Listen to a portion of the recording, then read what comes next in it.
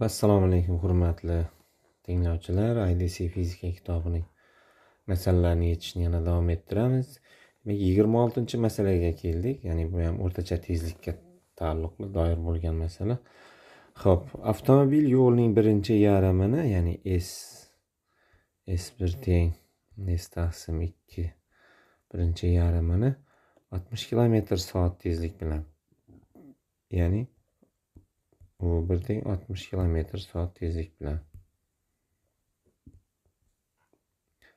Qolgan qismida esa harakat vaqtining birinchi yarmini, ya'ni T1 teng T taqsim 2 birinchi yarmini V1 teng deymiz. Shtrix deb turay, bu farqlash uchun. 35 km/soat tezlik bilan ikkinchi yarmini, ya'ni vaqtning ikkinchi yarmi T2 teng T taqsim 2 V2 shtrix deymiz. 45 km/soat tezlik bilan o'tdi. Avtomobilning harakat davomidagi o'rtacha tezligini toping. Ya'ni bu o'rtacha tezligini topish. Bizlarda endi vaqt teng 2 ga bo'lingandagi o'rtacha tezligimiz bu V2 ga teng. V2 ga, ya'ni bu ham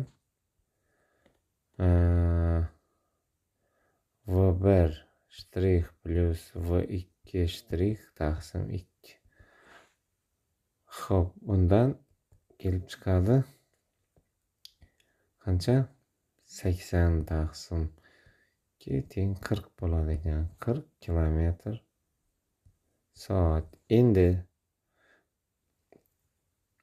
Endi vaqtning birinchi yarmi, ikkinchi yarmi deb ishlaymiz. Ya'ni bu o'rtachamiz teng 2V1 ko'paytirish V2, V1 plus V2 teng. Ana endi bizlarda hamma narsa ma'lum bo'ldi. Teng 2 ko'paytirish V1 60 ko'paytirish V2 miz bizada. V2 deganimiz mana. V2. Shunda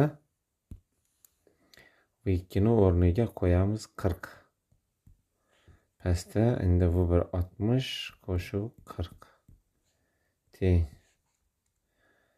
Qancha bo'ladi? 2 ko'paytirish 60 ko'paytirish 40 pastda 100. 1 2 3 4. Xo'p, qancha? 6 4 24, 2 48 km taqsim soat bo'ldi. Demak, 27.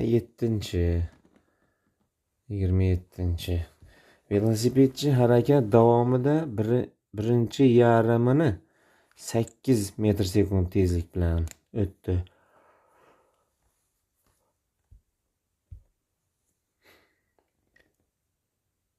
Qolgan qismida esa yo'lning birinchi yarmini 4 metr/sekund tezlik bilan, ikkinchi yarmini esa 12 metr/sekund tezlik bilan o'tdi. Velosipedchining harakat davomida o'rtacha tezligini toping. Demak, bu yerdan velosipedchi harakat vaqtining birinchi yarmini, ya'ni T1 teng harakat vaqtining birinchi yarmi, buning tezligi V1 8 metr/sekund tezlik bilan. Endi ikkinchi yarmi bor endi. Ikkinchi yarmi V2 bizlarda noma'lum bo'lib turibdi. Endi qolgan qismida esa deydi, yo'lning birinchi yarmida, ya'ni vaqtni ikkinchi yarmida bosib o'tilgan yo'lni ham teng 2 ga bo'lib, vaqtni ikkinchi yarmidagi V2 tezlikni topib olamizda, keyin vaqt teng 2 ga bo'lingan degan formulaga qo'yib o'rtacha tezlikni topib olamiz. Qarang.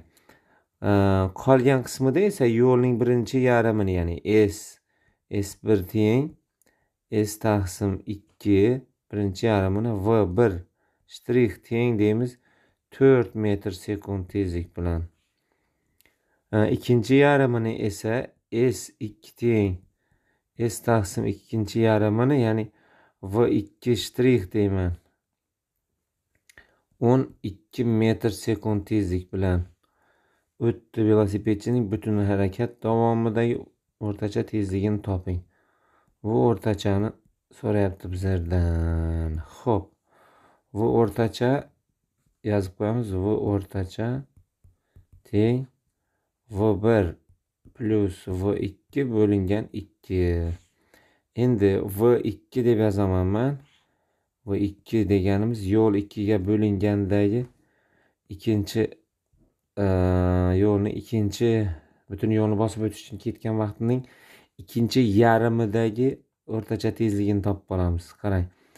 Bu 2V1 shtrix ko'paytirish V2 shtrix pastda V1 shtrix plus V2 shtrix bo'ladi. Teng.